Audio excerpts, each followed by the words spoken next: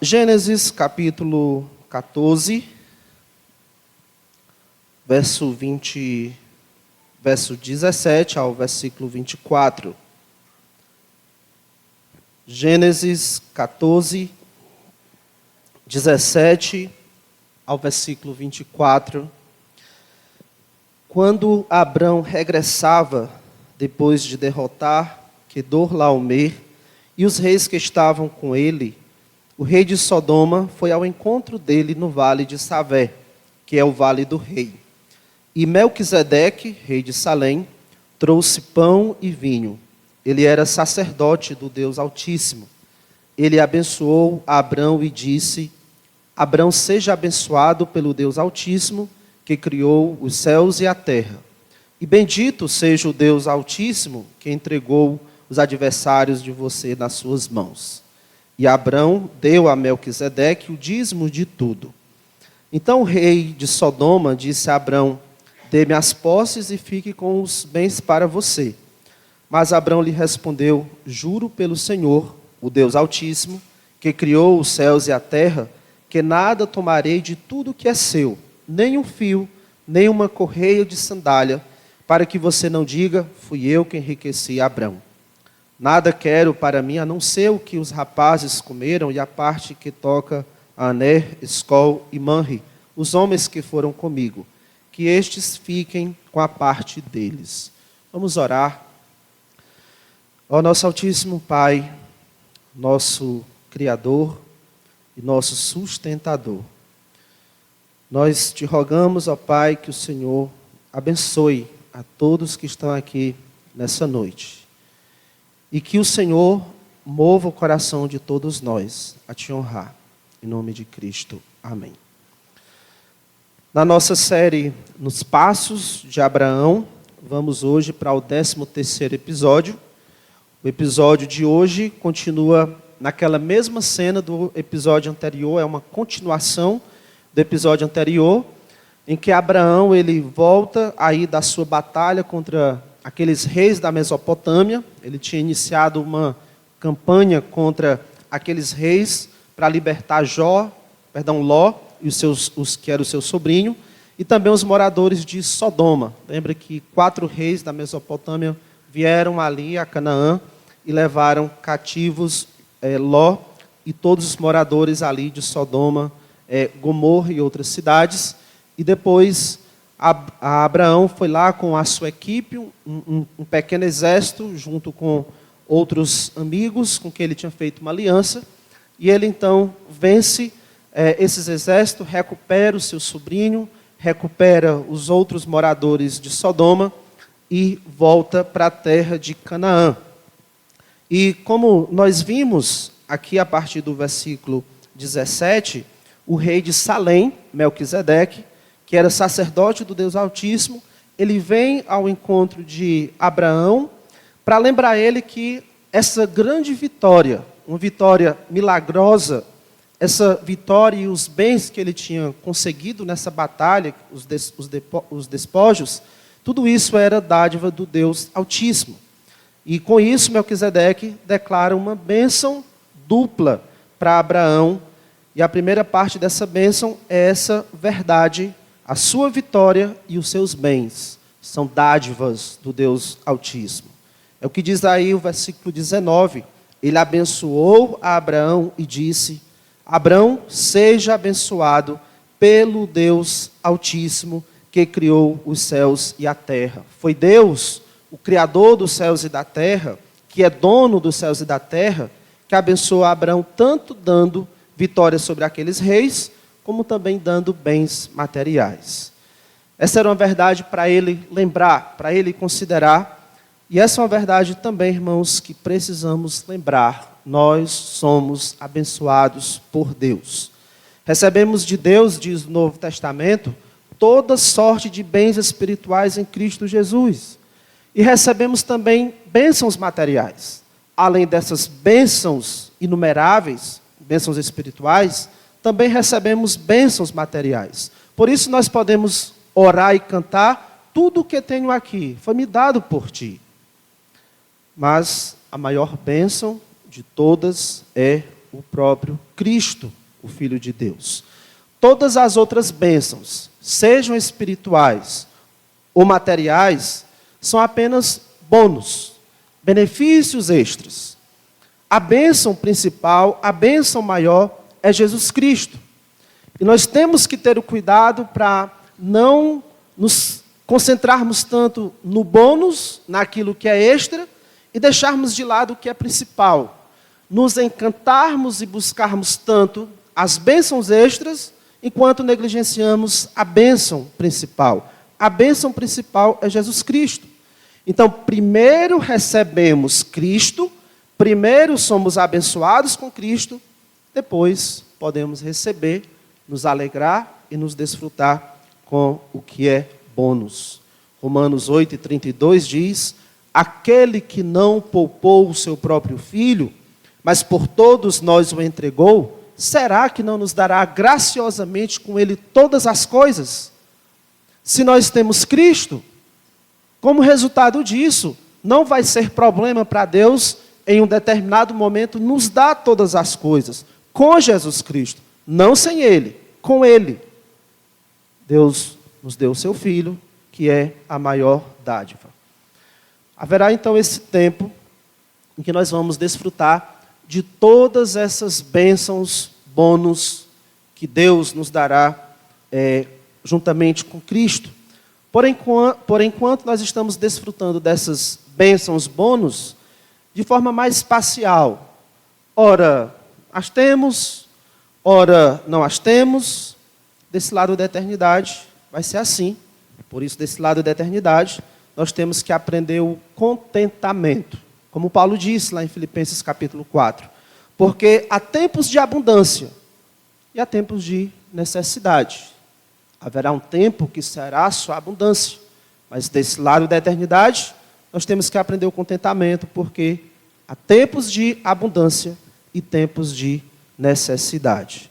Pode ser que às vezes teremos muito, e em alguns momentos, talvez muitos momentos, não teremos nada ou quase nada. Mas a bênção espiritual, Jesus Cristo, nunca deixamos de ter. Depois que você recebe Cristo como seu Salvador, pela fé nele, por entender que você é um pecador, carente de alguém que lhe salve da condenação do pecado, e esse alguém é Jesus Cristo, depois que você crê nele dessa forma, como seu Salvador pessoal, você não é salvo por causa das suas obras ou por alguma coisa que faça você merecer a salvação, mas exclusivamente por causa da morte de Cristo na cruz, porque é ela que satisfaz a ira de Deus contra os nossos pecados. Depois que você crê assim em Cristo, você está eternamente unido a Ele, inseparavelmente unido a Ele, e simplesmente nada ameaça essa união com Cristo. A sua união com Cristo não é ameaçada por nada, porque nada tem esse poder de nos separar do amor de Deus que está em Cristo Jesus, nosso Senhor. Por isso, no caso de tudo faltar, lembre-se que nada tenho aqui, mas podemos dizer, eu tenho a ti. Você está entendendo o quanto que nós que temos a Cristo somos abençoados? Nós que pertencemos a Cristo somos o povo mais abençoado desta terra. Agora, o que fazer diante disso? Desse fato de que nós somos imensamente abençoados por Deus? É nesse ponto que nós precisamos voltar à cena em que Melquisedeque declara essa bênção dupla sobre Abraão. O estudo de hoje é a segunda parte daquele episódio da vida de Abraão, intitulada Bênção Dupla. E naquela parte nós tínhamos visto Deus abençoando Abraão, que é o que diz o versículo 19. Abraão seja abençoado pelo Deus Altíssimo que criou os céus e a terra. Na segunda parte agora desse episódio, nós veremos Abraão honrando a Deus. Tínhamos visto Deus abençoando Abraão. Agora nós vamos ver Abraão honrando a Deus. Então, para a segunda parte desse episódio, o tema é bênção dupla. Abraão honra a Deus. Então vamos aqui nos deter nessa bênção mencionada nos versículos 19 e 20. Eu vou reler esses dois versículos. Diz, versículo 19: Ele abençoou a Abraão e disse: Abraão, seja abençoado pelo Deus Altíssimo, que criou os céus e a terra. E bendito seja o Deus Altíssimo, que entregou os adversários de você nas suas mãos. Eu gostaria de lembrar algo que eu disse na mensagem anterior. A palavra bendito aqui, no hebraico barak, aparece duas vezes nesses versículos. A primeira vez no sentido de abençoado, que é aplicado aí a Abraão. Abraão seja abençoado. E a segunda vez no sentido de louvado, aplicado a Deus. Bendito, ou louvado, ou honrado, seja o Deus Altíssimo. A ideia desses dois versículos é a seguinte: que Deus, a quem pertence todas as coisas, que criou os céus e a terra, que esse Deus abençoe Abraão. E que Abraão, a quem Deus abençoou com a vitória e com bens materiais, que Abraão louve a Deus. Que Deus abençoe a Abraão e que Abraão honre a Deus, bendiga a Deus. Então o que nós temos aí no verso 19, a primeira parte dessa bênção, reconhece que Deus abençoou Abraão e está também invocando mais bênçãos de Deus sobre Abraão. E foi isso que aconteceu nos versículos anteriores. Do versículo 14 ao 18, nós temos Abraão sendo abençoado por Deus, ele sendo bem-sucedido na sua batalha, conquistando aí os despojos contra aqueles reis lá da Mesopotâmia. Então ele foi bem-sucedido na guerra, foi abençoado por Deus. E aí na segunda parte, no versículo 20, nós temos esse evocar agora convocar Abraão, no caso Melquisedeque, convocando Abraão a louvar a Deus e a bendizer a Deus que o abençoou. E é isso que vai acontecer nos versículos seguintes. Versículo 19, Abraão foi abençoado por Deus. A partir do versículo 20, Abraão honra a Deus. Os versículos 21 a 24, nós temos aí atitudes de Abraão em resposta às bênçãos de Deus. Abraão louvando e honrando a Deus em resposta ao fato de Deus tê-lo abençoado. Então, seguindo nos passos da fé de nosso pai Abraão, como honramos a Deus por ele nos abençoar?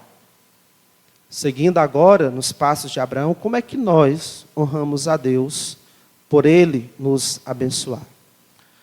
Escute isso. Não há uma criatura sequer que não seja abençoada por Deus. Não há uma criatura sequer que não seja abençoada por Deus. Mesmo as pessoas ímpias são abençoadas por Deus. Jesus Cristo disse que Ele, Deus Pai, faz o seu sol nascer sobre os maus e os bons, e vir chuvas sobre justos e injustos. Mesmo as pessoas ruins, mas perversas, rebeldes contra Deus, são abençoadas por Ele.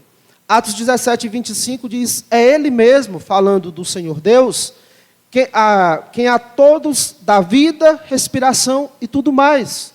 O tempo todo que você está respirando é Deus lhe abençoando. E além da respiração da sua vida, você tem outras coisas, outros bens, alguma coisa você tem. Isso também é bênção de Deus. E aí, porque somos abençoados por Deus, cabe a nós honrá-lo.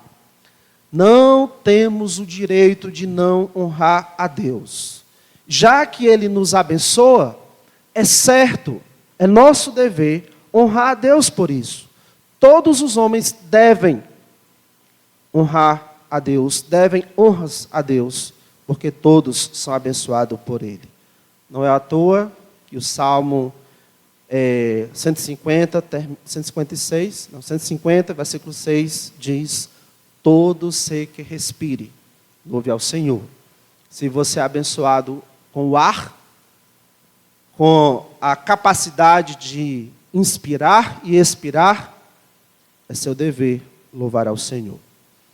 No caso aqui de Abraão, nós vamos aprender com ele como honramos a Deus pelos bens materiais com que somos abençoados. Deus nos abençoa com bens materiais. Como é que nós, então, honramos a Deus? O que pode ser dito aqui, resumindo, é que Abraão honrou a Deus com os seus bens. Deus o abençoou com bens e Abraão honrou a Deus com bens. Como ele fez isso? Eu quero destacar aqui algumas atitudes de Abraão que devemos imitar para honrar o Senhor com os nossos bens. E hoje, praticamente, a gente vai ver só uma dessas atitudes. Se Deus quiser, no próximo domingo, nós vamos para a terceira parte desse episódio e aí concluirmos com mais algumas atitudes que nós podemos imitar de Abraão para honrar o Senhor com os nossos bens. Como ele fez isso? De forma bem resumida, Abraão deu o dízimo de tudo. É isso que diz o versículo 20. Versículo 20 tem a segunda parte da bênção dita por Melquisedeque. E bendito seja o Deus Altíssimo que entregou os adversários de você nas suas mãos. E Abraão deu a Melquisedeque o dízimo de tudo. Por que ele fez isso? Porque ele deu o dízimo a Melquisedeque. 3 razões para a gente pontuar aqui de início. Primeiro, porque Melquisedeque era um sacerdote de Deus. E aqui eu vou, por um longo tempo, ser um pouco mais didático no que nós vamos apresentar aqui. Primeiro, porque Melquisedeque era um sacerdote de Deus. É o que diz o versículo 18. Ele era sacerdote do Deus Altíssimo. Na nossa última pregação, nós falamos da importância de Melquisedeque como sacerdote de Deus. Melquisedeque é um tipo de anticristo. E nós vamos ver mais tarde, quando surgir aqui na história bíblica, lá no livro de Êxodo, Levítico, Números, Deuteronômio, quando surgir a nação de Israel, que Deus ele vai estabelecer, por meio da lei de Moisés, aquelas ordens que Deus deu ao povo de Israel, por meio de Moisés, nós vamos ver Deus estabelecendo nessa lei o dízimo. E esses dízimos que o povo deveria entregar, serão entregues para os sacerdotes, para o sustento dos sacerdotes. Abraão aqui deu o dízimo para Melquisedeque, como uma forma de reconhecer que ele era mesmo sacerdote de Deus. É como se Abraão estivesse comunicando para Melquisedeque que ele realmente reconhecia que Melquisedeque era sim um sacerdote de Deus. Essa aí seria uma primeira razão porque Abraão deu dízimo a Melquisedeque. Segunda razão, ele fez isso também, dar dízimo para Melquisedeque, por reconhecer que Melquisedeque, na função de sacerdote, era superior a ele. Não superior em termos de ser melhor do que Abraão, mas quanto à sua função, ele era, Melquisedeque, superior a ele. E quem nos ajuda a entender isso é o livro de Hebreus, você não precisa ir lá, Hebreus 7, versículo 4, em que o autor vai tratar desse capítulo aqui, 14, esse trecho que nós estamos estudando aqui. No versículo 4 de Hebreus 7, o autor diz: vejam como era grande esse a quem Abraão, o patriarca, pagou o dízimo, tirando dos melhores despojos. Olha a ênfase que o autor de Hebreus dá. Vejam como era grande esse a quem Abraão, o patriarca, pagou o dízimo tirado dos melhores despojos. Também no versículo 7 de Hebreus 7, ele diz: evidentemente, não há dúvida de que o inferior é abençoado pelo superior. Que é isso que vai acontecer aqui.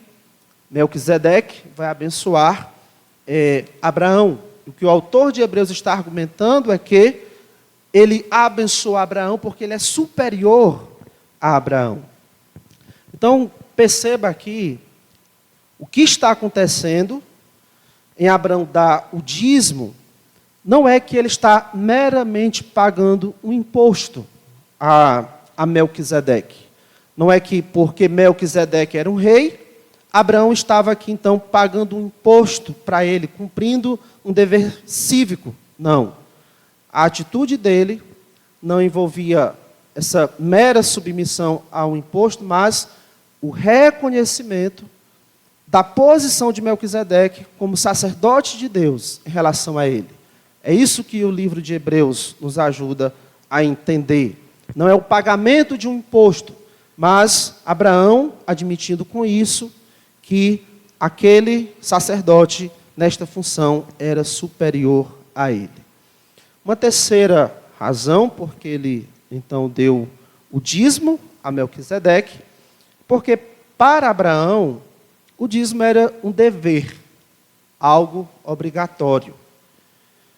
Tanto que a gente pode ver no restante aqui do livro de Gênesis, que Abraão ensinou isso à sua família também.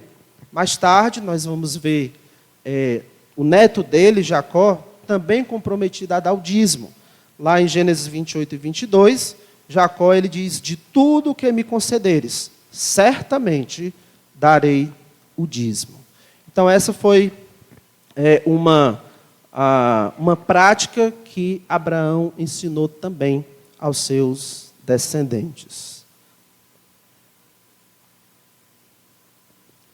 Mas qual a importância disso para nós? O que é que isso tem a ver com a gente? Qual a importância disso tudo para nós? Essas observações que estou fazendo aqui são importantes para nos ajudar sobre um questionamento que fazemos hoje. Nós, a igreja, devemos dar o dízimo? Dar o dízimo é uma obrigatoriedade para a igreja? E a resposta mais comum, ou que pelo menos tem se tornado mais comum, é que não.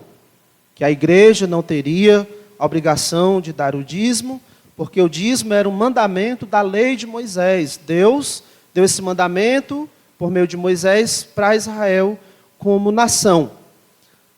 Essa resposta, que não, porque era um mandamento da lei de Moisés, atrela a ideia de dar dízimo, a prática do dízimo, à lei de Moisés, à lei mosaica. E, de fato, como igreja, nós não somos regidos pela lei de Moisés. Embora muitos dos princípios lá da lei se aplicam, sim, a nós, mas nós não somos regidos por aquela lei. Mas eu gostaria de tomar um tempinho aqui para defender a obrigatoriedade do dízimo para a igreja hoje como um meio de honrarmos a Deus por suas bênçãos, assim como fez Abraão aqui no texto que nós estamos.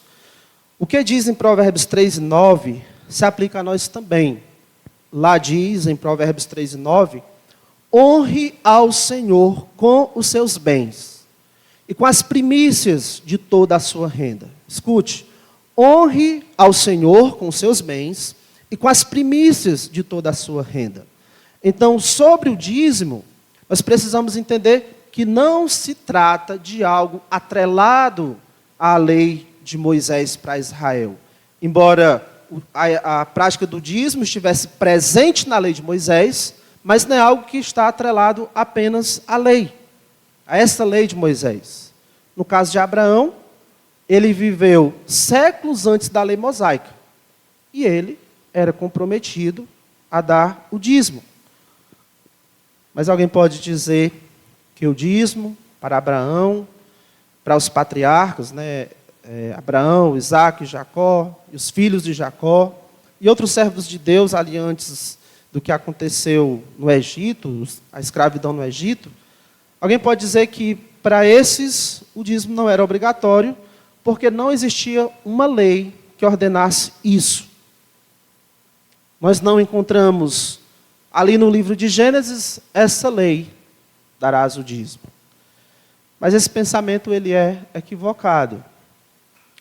O fato de no período patriarcal, Abraão, Isaque, Jacó e os seus descendentes ali no início, o fato de no período deles estarmos fora do período da lei mosaica, essa lei destinada a Israel como nação, não significa que esses servos de Deus não tivessem uma lei.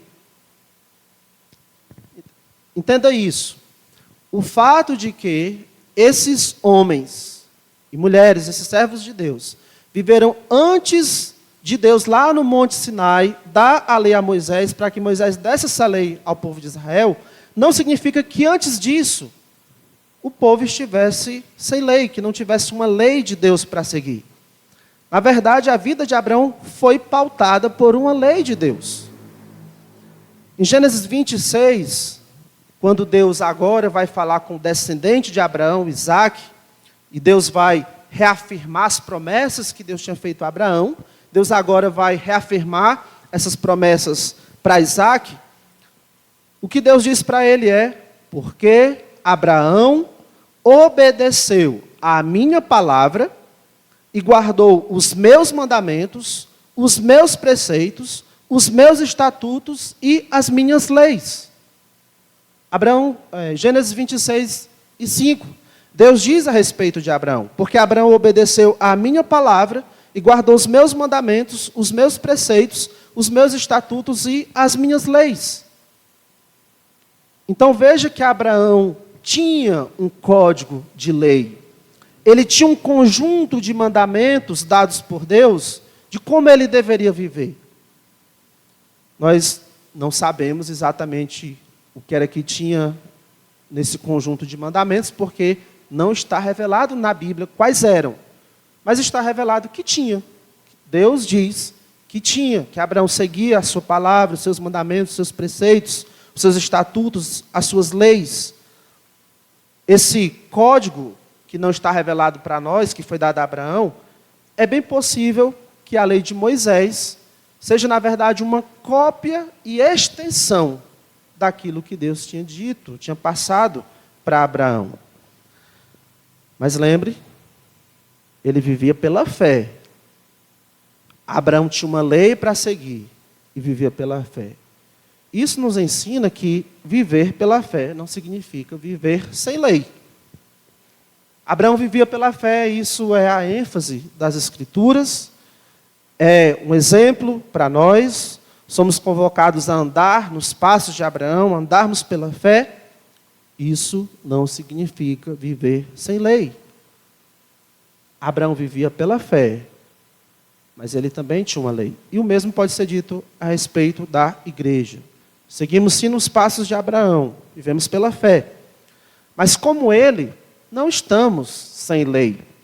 Paulo disse lá em 1 Coríntios 9, 21, não estamos sem lei para com Deus, mas debaixo da lei de Cristo.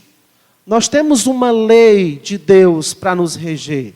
Uma lei de Deus que orienta como nós devemos viver, como deve ser a nossa conduta. Sim, vivemos pela fé, mas não sem lei. Não estamos sem um código de Deus dizendo, faça assim e não faça assim.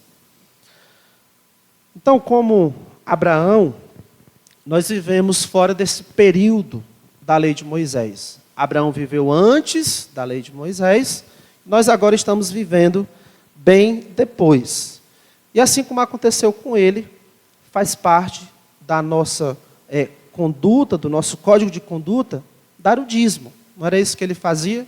Ele dava o dízimo antes de existir essa lei de Moisés. Isso estava incluso na lei que Deus tinha dado para ele. A obrigação de dar o dízimo não está atrelada à lei de Moisés. Estava inclusa, mas não era exclusiva da lei de Moisés. Mas pode ser que tenha alguém aí com vontade de se levantar e dizer, espera aí, dar o dízimo não é uma obrigação para a igreja, porque não há um mandamento direto no Novo Testamento. Escute, é verdade, não há um mandamento direto no Novo Testamento, dizendo para dar o dízimo, mas observe que também não há uma revogação direta sobre o dízimo no Novo Testamento. Há? Não. Você não pode até tentar ir abrir a sua Bíblia, pesquisar no Novo Testamento e mostrar uma passagem que diga, está aqui de forma direta, que a ideia do dízimo foi revogada. Não tem. Pelo contrário, nós podemos elencar alguns textos no Novo Testamento que apoiam a ideia de obrigatoriedade do dízimo para a igreja. Eu gostaria de, então, abrir alguns desses textos Mateus 13 e 23, por favor, abra sua Bíblia lá. Mateus 23, perdão. Mateus 23 e 23. Mateus 23 e 23. Diz, Mateus 23 e 23, ai de vocês, escribas e fariseus, hipócritas, porque vocês dão o dízimo da hortelã, do endro e do cominho, e desprezam os preceitos mais importantes da lei, a justiça, a misericórdia e a fé. Mas vocês deviam fazer estas coisas sem omitir aquelas. De novo essa última frase. Mas vocês deviam fazer estas coisas. Quais coisas? A justiça, a misericórdia e a fé, sem omitir aquelas. Qual é aquelas que ele está falando? O dízimo, daquelas variadas coisas que ele mencionou. Jesus fala aqui dos preceitos mais importantes da lei, justiça, misericórdia e fé, mas o que ele mostra é que a prática dessas coisas não diminui a responsabilidade do dízimo, ou vice-versa, que pelo fato de se dar o dízimo, que era o que estava acontecendo aqui com os escribas e fariseus, o fato de dar cuidadosamente o dízimo, me isenta de ser comprometido com a justiça, a misericórdia e a fé. Não. Eles estavam fazendo isso, porque eram muito meticulosos em dar, o dízimo corretamente, estavam se achando no direito de faltarem com a justiça, de faltarem com a misericórdia, de não dar importância à fé. Mas aqui Jesus não está condenando o dízimo, está condenando a prática errada dele. Ele está ensinando aqui para os fariseus que eles deveriam guardar os preceitos principais da lei, justiça, misericórdia e fé, mas sem deixar de praticar o dízimo. Eles deveriam dar o dízimo? Sim, Jesus disse, sem omitir. Mas deviam dar uma importância maior à justiça, misericórdia e à fé. Mas o ponto que eu quero observar aqui é o seguinte: se Jesus pretendia que o dízimo fosse abolido, aqui seria uma boa oportunidade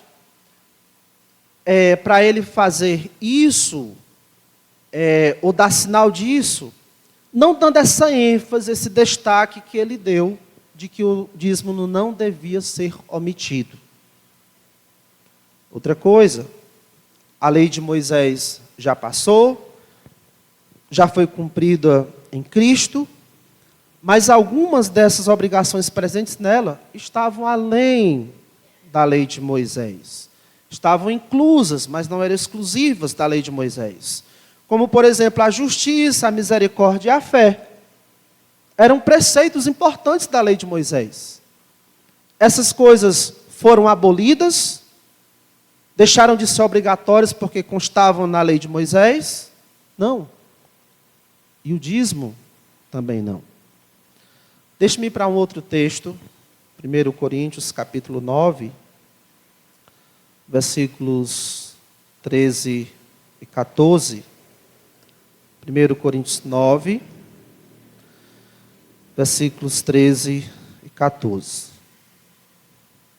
Veja que eu disse que não há textos que ordenem diretamente ou revoguem diretamente no Novo Testamento, mas o que eu estou mostrando é que há esses textos que são mais favoráveis à ideia de que não foi abolido. 1 Coríntios 9, 13, Paulo fala aos irmãos de Corinto: vocês não sabem que os que prestam serviços sagrados se alimentam do próprio templo? Esses que prestavam serviços no templo eram os sacerdotes. Vocês não sabem que os que prestam serviços sagrados se alimentam do próprio templo, e que os que servem ao altar participam do que é oferecido sobre o altar? Assim também o Senhor ordenou aos que pregam o Evangelho, que vivam do Evangelho.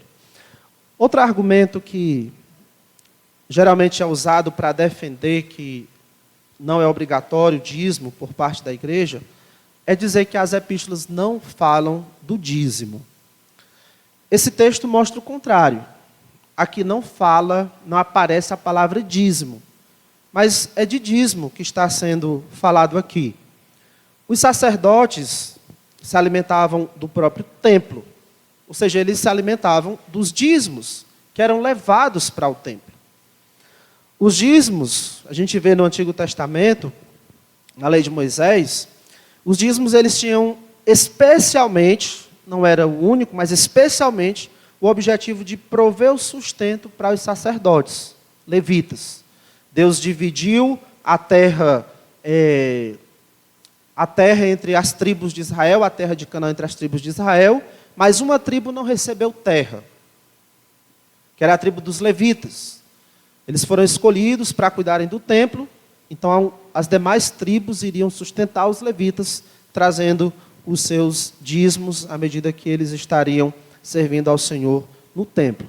Números 18 e 22, Deus disse, aos filhos de Levi, dei todos os dízimos em Israel por herança, pelo serviço que prestam.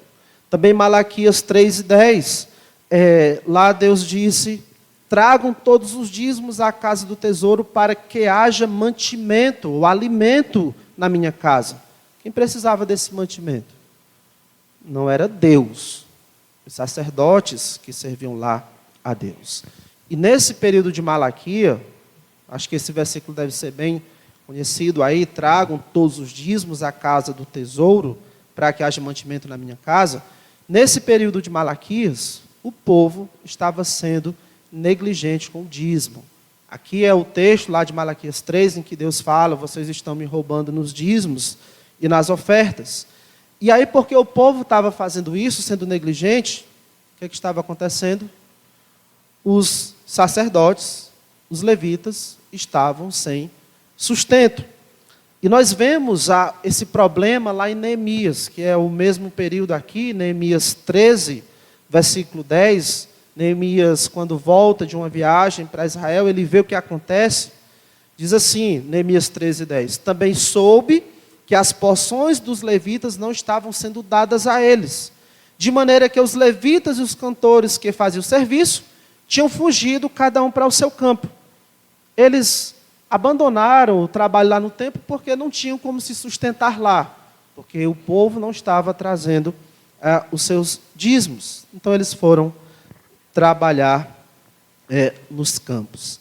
E aí Neemias 13 vai mostrar que Neemias vai resolver esse problema, e aí todo o povo vai trazer de novo os dízimos dos cereais, do vinho, do azeite aos depósitos.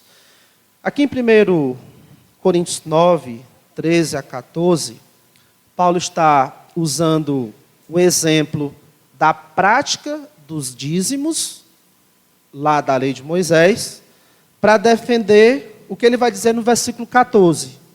Assim também o Senhor ordenou aos que pregam o Evangelho que vivam do Evangelho. Assim como os sacerdotes lá do templo eram sustentados pelos dízimos, assim também Deus está ordenando a mesma coisa agora aos pastores.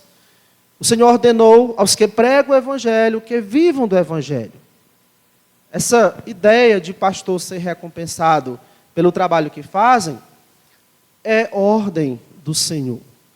Claro, não vamos tratar aqui daqueles que se aproveitam disso, dos falsos mestres que são gananciosos, que manipulam as pessoas nessa questão do dinheiro, que veem o ministério pastoral como fonte de lucro, mas tirando esses que são maus exemplos, é ordem do Senhor que seja assim. O mesmo princípio usado na ordem lá sacerdotal para o sustento dos levitas, que era a devolução do dízimo, é o princípio usado aqui para o sustento dos ministros do Evangelho hoje.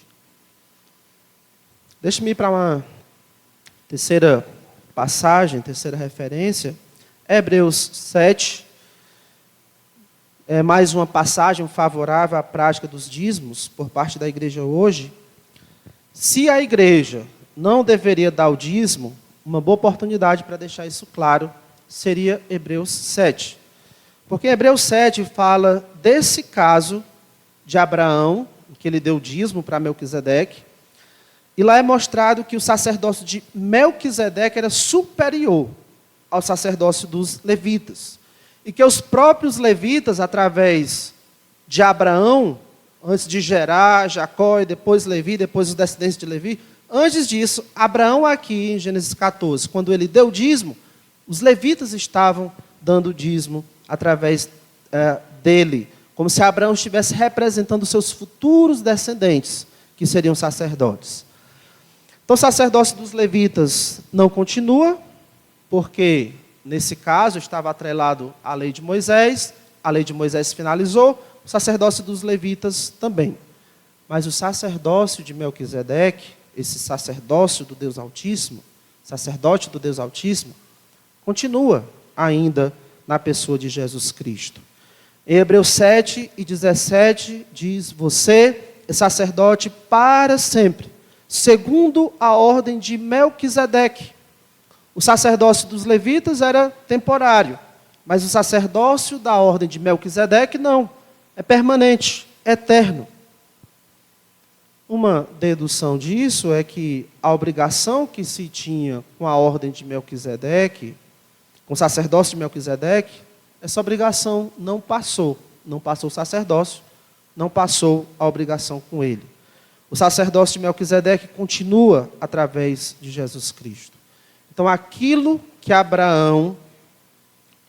foi a obrigação de Abraão em relação a Melquisedeque, é a obrigação da igreja em relação a Cristo. Para honrar o Senhor, por suas bênçãos, Abraão deu o dízimo.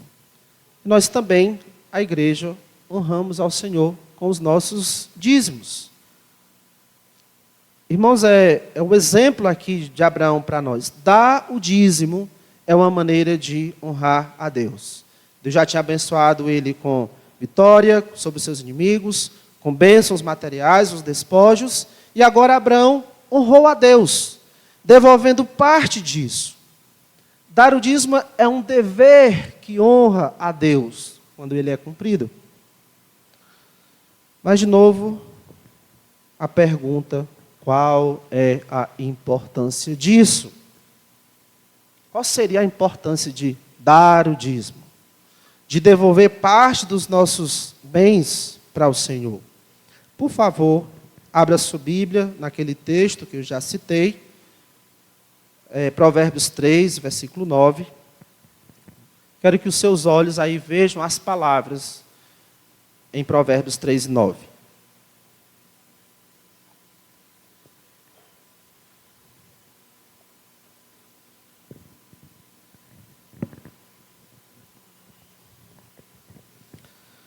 Qual a importância de honrarmos o Senhor com os nossos bens?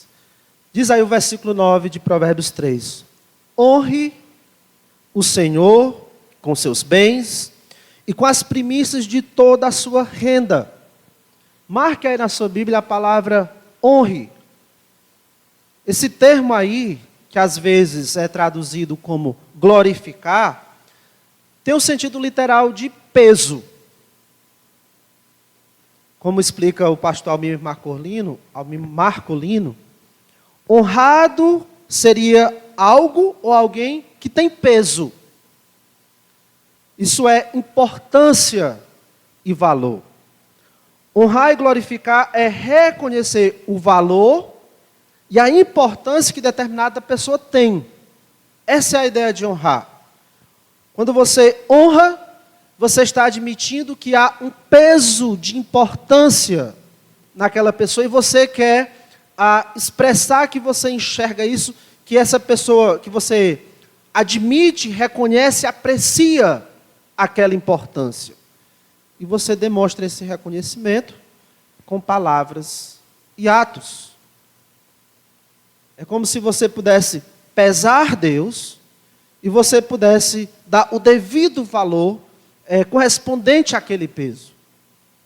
E você faz isso através de palavras e atos. De acordo com Provérbios 3:9 aí, uma das maneiras para demonstrarmos a importância e o valor do Senhor em nossas vidas é entregando parte dos nossos bens. Não é isso que diz aí? Honre ao Senhor com seus bens e com as primícias de toda a sua renda. Ou dito em outras palavras, reconheça o valor do Senhor, a importância do Senhor com seus bens, com as primícias de toda a sua renda.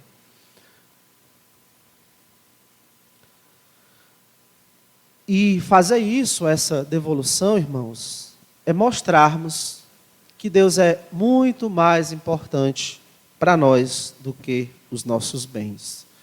No caso do dízimo, que seria 10%, não se trata apenas de ser 10%. Esses 10% era o melhor.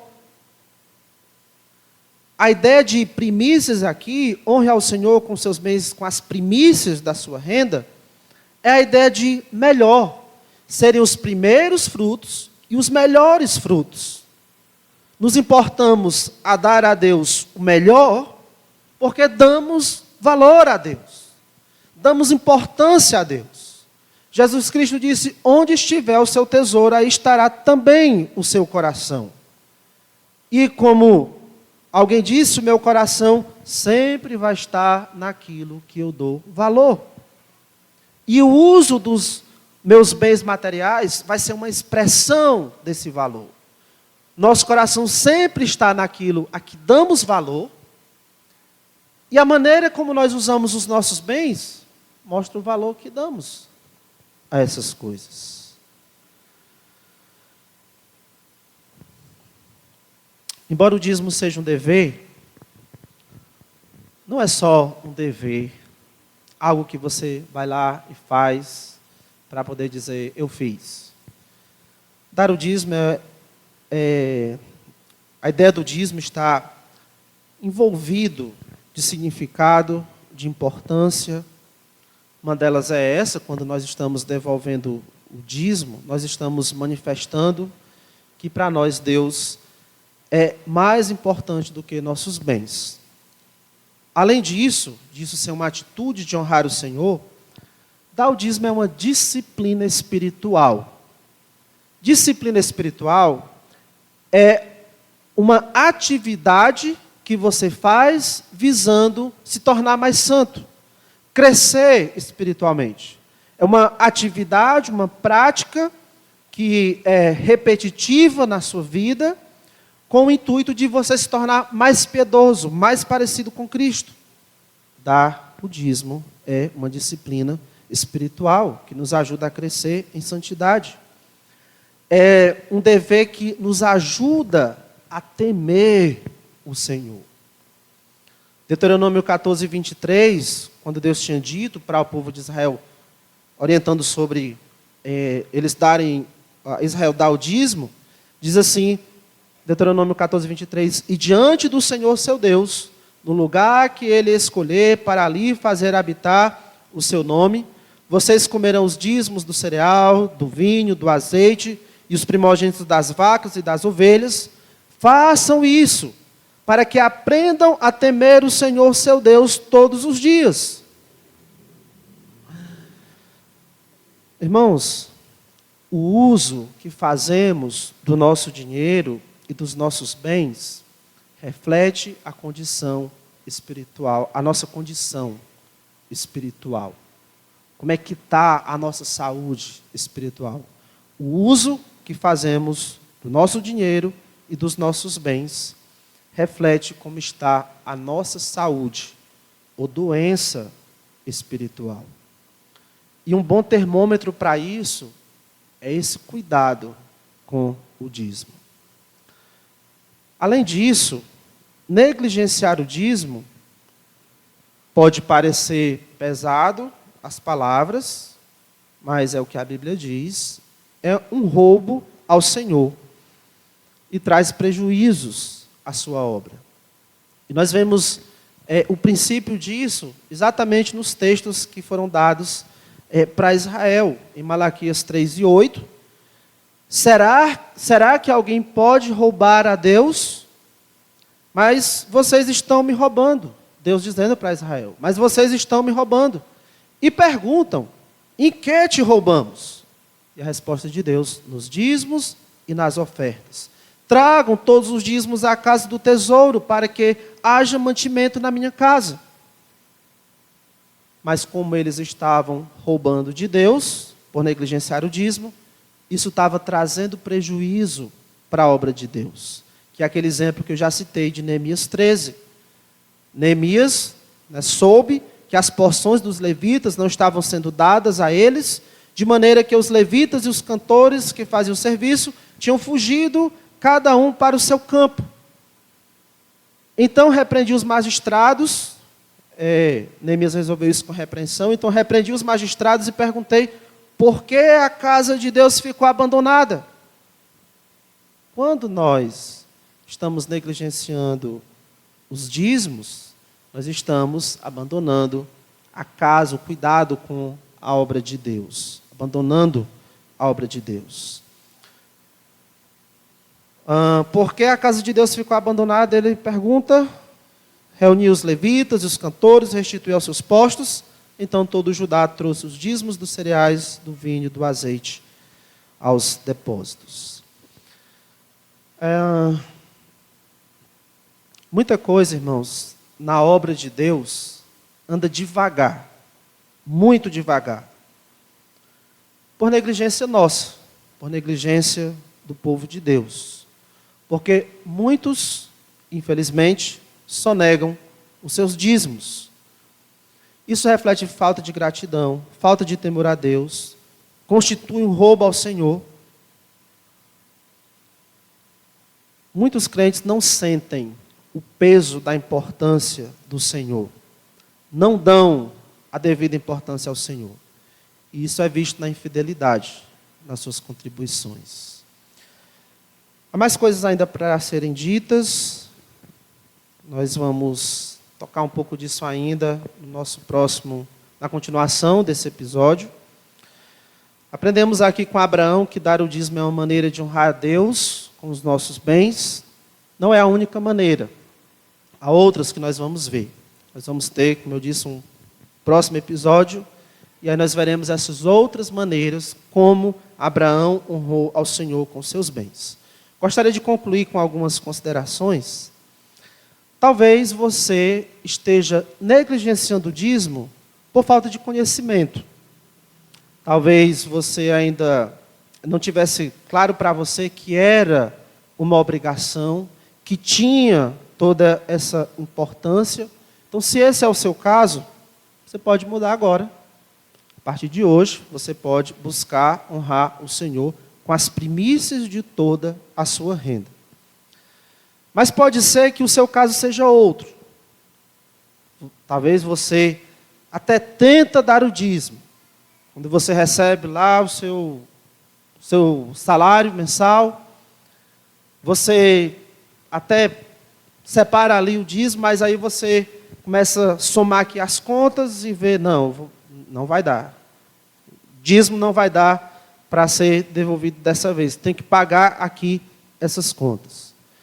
Se você está fazendo assim, desviando o que deveria ser do Senhor para pagar suas dívidas, o que você vai experimentar é que não está resolvendo. As suas contas continuam crescendo e você sempre no sufoco. Pegar o que seria do dízimo não está, de fato, solucionando os seus problemas.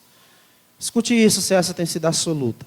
Você precisa honrar o Senhor com as primícias da sua renda, mesmo que pareça que os 90% não vai dar. Era um grande exemplo para nós, o nosso irmão João Leôncio, sobre isso. Esses 10% não são meu, é do Senhor.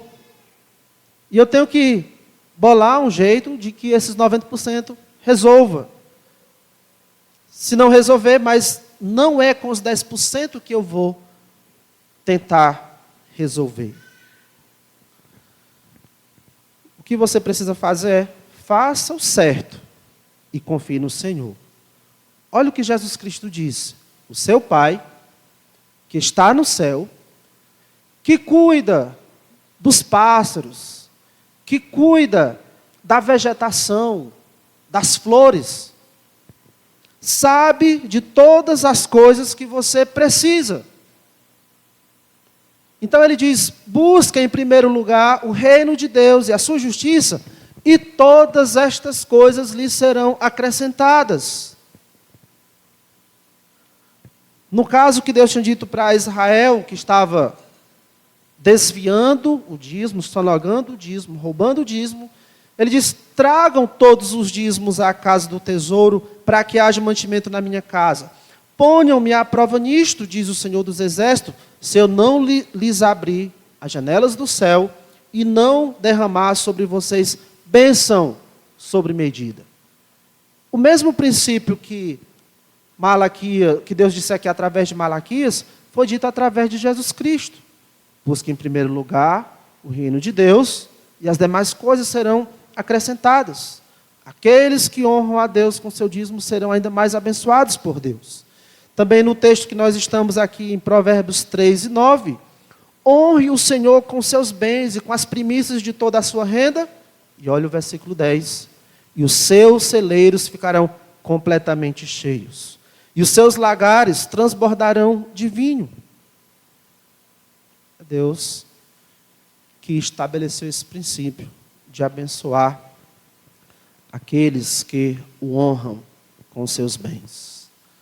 Então, se tem sido essa a sua luta de tentar dar o dízimo, mas no final você cede à tentação de desviar o dízimo, confesse seu pecado de falta de confiança em Deus, de estar usando o dinheiro que deveria ser devolvido para o Senhor. Passe a ser fiel nos dízimos, você vai experimentar que Deus cuida sim dos seus filhos. Deus cuidará de você. Mas talvez o seu caso seja outro. Talvez o seu caso é que você já tem muito dinheiro, muitas propriedades, a sua renda diária, ou mensal, ou semanal é alta. E aí você não dá os 10% porque esses 10% é um valor muito alto. E você não queria perder isso para a igreja, para o Senhor. Olha o que eu poderia fazer com esses 10%. Os investimentos que eu poderia fazer. Então o que você faz é, aqui e acolá, você tira uma quantia razoável do seu dinheiro, mas aquém das primícias, dos 10%, e aí você vem e coloca aqui. Se é assim que você está fazendo, o seu dinheiro está sendo mais importante para você do que Deus. Não importa se você dá mais do que todos os outros. Se você está devolvendo aquém do que deveria, você está dando só as migalhas. E isso está longe de ser o melhor, longe de ser as primícias. E o maior problema é que não é de que você não está dando os 10%, esse não é o maior problema. O maior problema é o seu coração de não dar a devida importância para o Senhor. E o que eu tenho para lhe dizer é, cuidado. Se você é mesmo um crente, cuidado. Arrependa-se, mude enquanto é tempo. Provérbios 11, 24 diz, uns dão com generosidade, e tem cada vez mais. Outros retêm mais do que é justo, e acabam na pobreza. Na Almeida Revista Atualizada diz, outros retêm mais do que é justo, e isso, o que retém mais do que é justo, ser-lhe-á em pura perda. No final, essa parte que você não devolveu para o Senhor porque queria manter um grande valor para você, no final vai ser uma subtração do que você realmente tem. E você que é fiel, pode ser esse o seu caso de ser fiel, cuidado também para não fazer das suas doações um ato legalista. Algo apenas para encher o seu coração, para você dizer, eu sou fiel nas minhas contribuições. Cuidado. Seja fiel, e seja fiel na sua atitude e na sua motivação. Faça isso como uma expressão de honra a Deus, de gratidão a Deus, de adoração a Ele. Por isso que eu acho muito apropriado que as contribuições sejam no momento que nós estamos cantando. Esse momento de cântico, a ideia é um momento de adoração. E os nossos dízimos e ofertas são isso também. É um momento muito apropriado fazermos isso no culto público, em especial quando nós estamos cantando. Agora, caso você ainda não seja um crente, e ainda assim você gosta de dar o dízimo, dar uma oferta, cuidado, não se iluda achando que você ganhará alguma coisa de Deus, porque você está dando o seu dinheiro.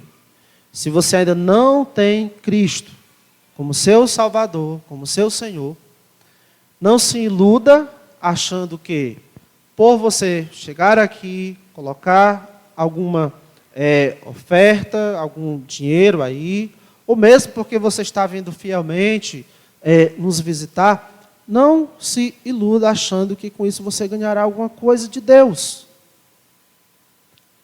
Deus, primeiro, quer a sua vida, o seu coração, a sua alma. Porque é quando os seus bens, de fato, vão honrar a Deus. É quando você primeiro der a sua vida para Ele. Porque não é com os nossos bens que nós vamos comprar a Deus.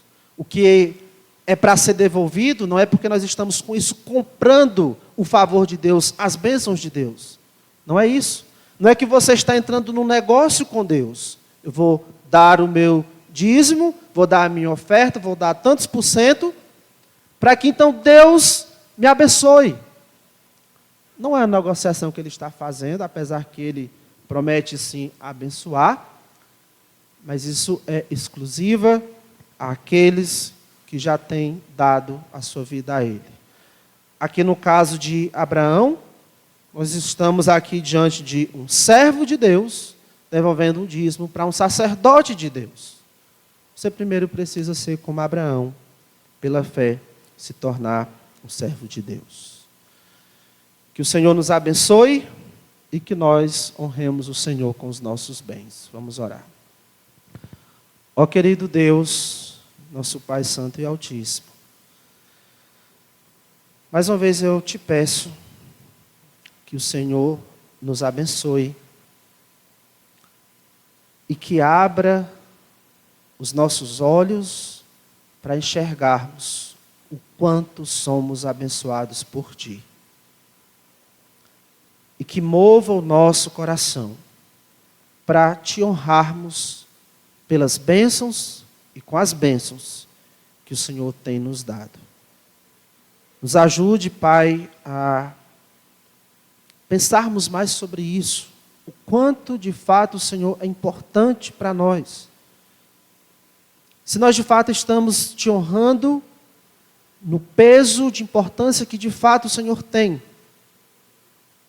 Eu Te rogo em favor daqueles, ó Deus, que ainda precisam, antes de honrar o Senhor com seus bens, honrar o Senhor com as suas vidas. Antes de dar algum bem, alguma oferta, algum dízimo, precisa primeiramente dar ao Senhor as suas vidas. Que o Senhor busque essas pessoas que ainda não são servas de Cristo, para que elas, em arrependimento e fé, entreguem suas vidas ao Senhor Jesus. Assim nós choramos. Amém.